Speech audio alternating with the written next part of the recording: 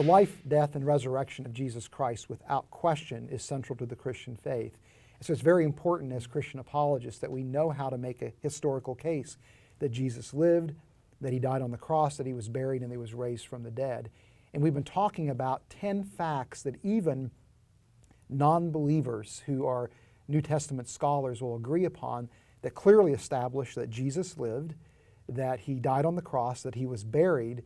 But then how do we get from that to Jesus rose from the dead? Because I don't believe that these critical New Testament scholars would grant the historicity of the resurrection.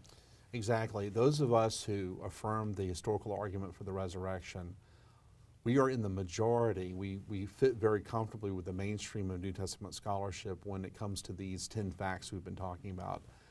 But unfortunately, we're in the minority when it comes to our hypothesis as to what the best explanation for these 10 facts are or is. And therefore, we have to make a very strong case to convince the not already convinced that Jesus rose from the dead. As an aside, I would say this. Most Christians who hear that the majority of critics accept these 10 facts are very emboldened in their faith. And as Anthony Flew, who was once an atheist, and he was an atheist actually when he said these words, he eventually became a theist, he said, these kinds of facts that we're talking about make it very reasonable for the Christian to maintain his belief in the resurrection.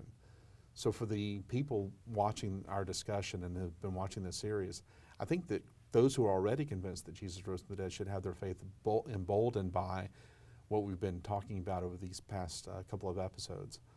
But how do we move the not already convinced from these 10 facts are true to Jesus rose from the dead? And typically what the great defenders of the resurrection of our day are doing, people like Gary Habermas and Michael Licona, people like William Lane Craig and N.T. Wright, what they're doing is they're taking a two-pronged approach to get you to affirm the resurrection.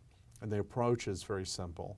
The first point is that there are no plausible naturalistic hypotheses that have ever been given to adequately explain the facts of the empty tomb, the post-mortem appearances, and the life-changing faith of the disciples. And this is actually something, interestingly enough, that is also granted by the majority of scholars. Most scholars don't think that the idea that the disciples stole the body is a plausible explanation of the empty tomb. Why? Because it would contradict the fact of their sincere faith. Most scholars don't think that the swoon theory, the idea that Jesus didn't really die on the cross, but was buried alive and then somehow made his way out of the tomb, is a plausible explanation of the empty tomb. Because it would be very hard for a man in Jesus' condition to, if that hypothesis were true, to convince the disciples that he's the Lord of glory. I mean, this is a man that needs medical attention, not worship. So those kinds of theories to explain the empty tomb are out. Most scholars are comfortable saying these naturalistic hypotheses are not really good. Also, explanations of the appearance is really reduced to one explanation, and that is the idea that the disciples experienced hallucinations of Jesus after he had been crucified. There are many problems with the hallucination hypothesis. One is that we have no case examples of anybody or any group of people experiencing the same hallucination.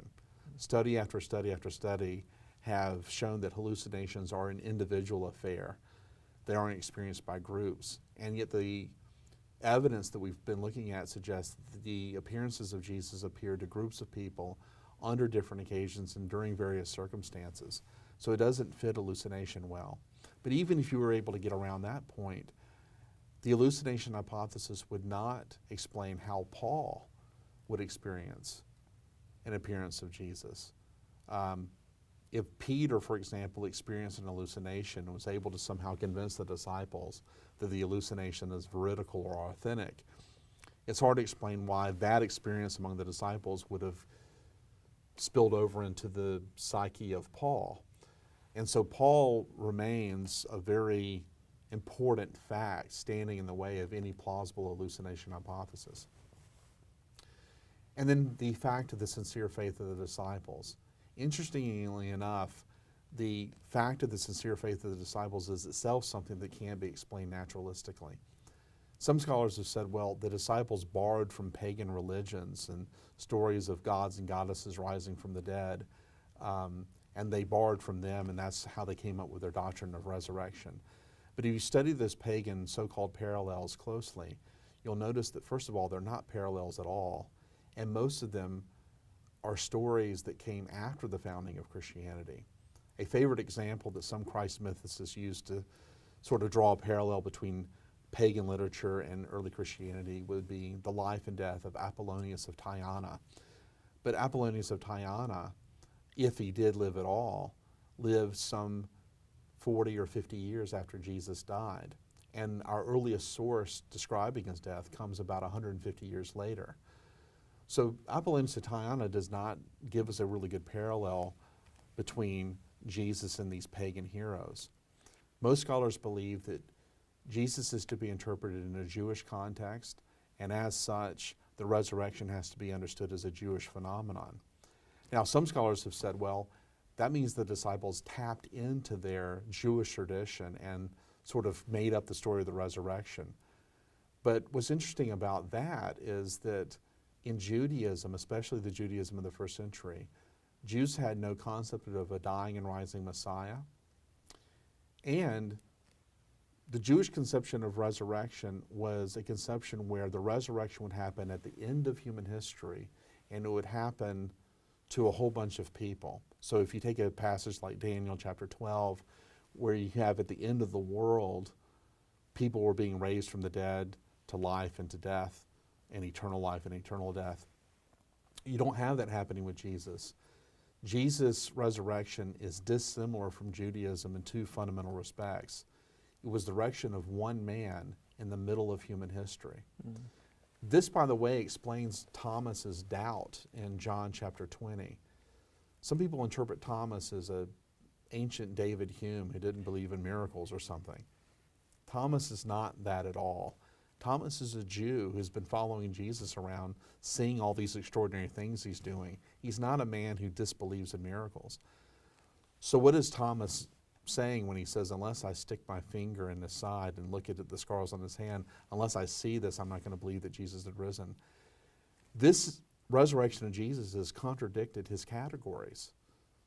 Thomas is thinking, when Jesus is raised, it will be at the end of human history, and I will be raised with him. And since I have not experienced the resurrection, clearly Jesus hasn't experienced the resurrection. Mm-hmm. Jesus is blowing everybody's categories, in other words, when he's rising from the dead. And so it's very, very hard to understand how these uneducated disciples would have had the theological savvy to conjure up a doctrine of the resurrection. And what's even more interesting is that Judaism offered several rich venues for them to go to explain what happened to Jesus.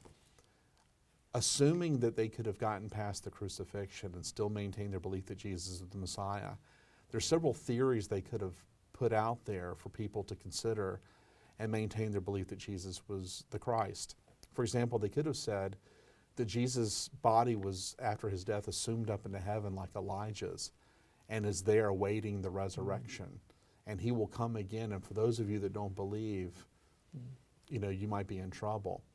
Or they could say that they experienced Jesus alive again through a vision, say, in Abraham's bosom or something like that. So since Judaism provided all of these rich venues for them to explore, to explain what happened to Jesus, why abandon those and opt for resurrection? It doesn't really make sense, especially since they didn't really have the theological savvy to do this. So these naturalistic hypotheses do not explain the facts very well at all. On the other hand, apologists for the resurrection have turned around and made a positive case for the resurrection by pointing out that there are several criteria that, when applied to the resurrection, make the resurrection very plausible. I'll give you two. The resurrection has greater explanatory scope than all of the other naturalistic theories. The hallucination hypothesis does not explain the appearances, for example, as I just said. But even if it did, it wouldn't explain the empty tomb.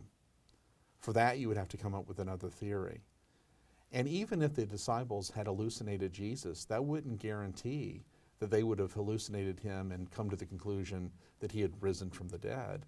as I said before, their own faith tradition provided avenues for them to explore, to explain what happened to Jesus. So the hallucination does not explain their sincere faith in Jesus' resurrection, nor does an hallucination explain the empty tomb. So the naturalist, if he is going to offer a naturalistic theory, is bound to a combinational hypothesis that's very implausible. The resurrection, on the other hand, is one simple idea that, in the words of Michael O'Connor, explains all the facts without strain, and that is explanatory scope. The resurrection hypothesis also has greater explanatory power than the other hypotheses. For example, you'll notice that these naturalistic hypotheses will say things like, the disciples stole the body. Well, that contradicts an established fact that they had a sincere faith in Jesus' resurrection. On the other hand, the resurrection hypothesis actually explains these facts and actually increases your confidence in them. The very fact that they had a sincere faith is bolstered by the fact of the resurrection. So these facts actually become more plausible once you bring the resurrection into the mix, and that is explanatory power. And so for these and other reasons, while I am in the minority, and people like William Lane Craig and Michael O'Connor and Gary Habermas, they too are in the minority of scholars when we affirm the resurrection. I think that even though I am in the minority here, I think there are really good reasons to think that Jesus really did rise from the dead.